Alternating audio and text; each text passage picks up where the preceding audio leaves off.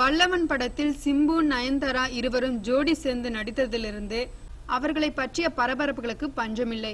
காரணம், அப்படத்தில் நயனுடன் அதிக டச்சிங் கொடுத்து நடித்த சிம்பு அவருடன் உதட்டு முத்தம் கொடுத்து நடித்து பெரும் பரபரப்பை கூட்டினார். அதனை அடுத்து காதல், காதல் முறிவு என பலவிதமாகவும் பரபரப்புக்குள் சிக்கியிருந்த சிம்பு நயன்தாரா ஜோடி மீண்டும் இது நம்மாளு படத்தில் இணைந்ததை அடுத்து அவர்களை பற்றிய தினம் ஒரு பரபரப்பு செய்தி பரவிக்கொண்டே இருக்கிறது. இதனால் கடந்த 2 ஆண்டுகளாகவே சிம்பு நாயகனாக நடித்த எந்த படமும் திரைக்கு வராத போதும் பரபரப்பு ரீதியாக பேசப்படும் நடிகராயிருக்கிறார் சிம்பு. இந்நிலையில் எரிகிற நெருப்பில் எண்ணெயை ஊற்றும் விதமாக தற்போது நயன்தாராவின் கழுத்தில் சிம்பு தாலி கட்டுவது போன்ற ஒரு காட்சியை படமாக்கியுள்ளாராம் பாண்டிராஜ்.